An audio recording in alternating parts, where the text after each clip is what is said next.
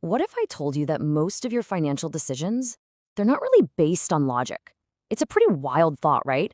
Well, that's the powerful idea we're diving into today, straight from Morgan Housel's brilliant book, The Psychology of Money. And trust me, you're about to see your relationship with money in a totally new light. I mean, have you ever looked at a friend's money move and just scratched your head wondering what are they thinking? Or hey, let's be honest, maybe you've even done that with your own decisions. It's something we all do. We see these incredibly smart people, people we respect, making what look like just awful financial choices, and it just doesn't make any sense. And it gets even weirder, right? On one hand, you've got people who are convinced the stock market is basically a casino, a surefire way to lose everything. But then, on the other hand, you have folks who think you're certifiably insane if you're not in it, throwing every spare dime they have at it. So how? How can two smart, rational people look at the exact same thing and see complete opposites? Well, here's the kicker. The answer, it's not in some finance textbook. It's got nothing to do with IQ scores or fancy degrees from big universities. Nope. It's all about your personal history. So let's unpack exactly what that means.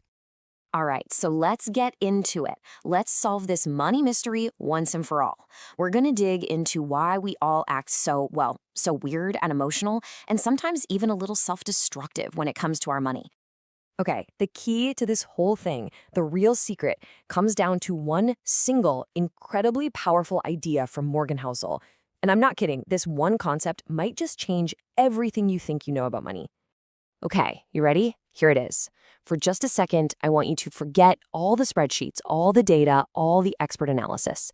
Housel's big idea is that our money decisions are driven first and foremost by our personal experiences. Yeah, the things you saw your parents do with money, the tough recessions you lived through, the crazy boom times you witnessed, that stuff. That's what's actually steering the ship. And this is what leads to the book's most important and honestly revolutionary idea. No one is crazy. Think about that. That person you know, the one making what you think is a totally insane financial decision, they're not crazy. Not at all.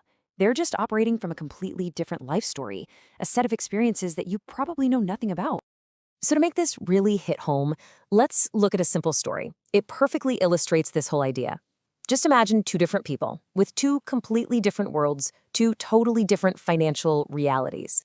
Okay, so you've got person A. This person grew up watching their family lose pretty much everything in a big market crash. So for them, the stock market isn't this magical place for building wealth. It's a source of pain, of real trauma. Their rational response? Of course it's stay away. But then you have person B. They grow up during a huge bull market. They just watched everyone around them get rich. For them, the biggest risk isn't losing money, it's the fear of missing out. It's not being at the party. You see that? Neither one of them is crazy, not even a little bit. They are both making what are to them perfectly logical moves.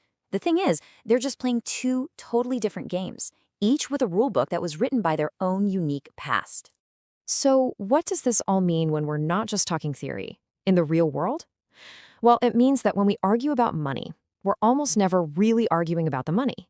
We're arguing about our pasts, our fears, and what we hope for the future. Just take a second and think about your own life. What were the big money lessons you learned growing up?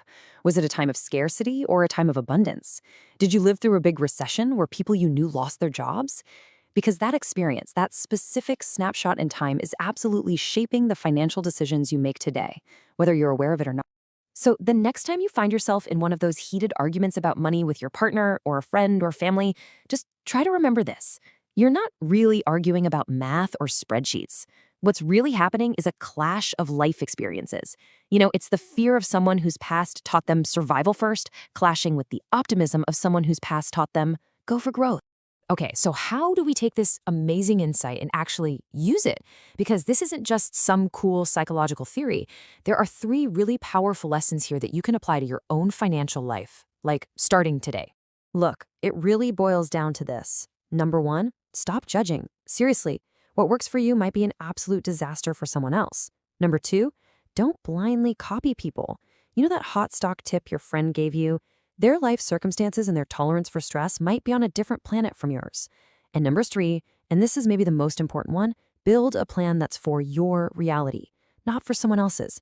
A plan that fits your goals, your income, and just your personality. That's the only way to create a financial plan you can actually stick with for the long haul.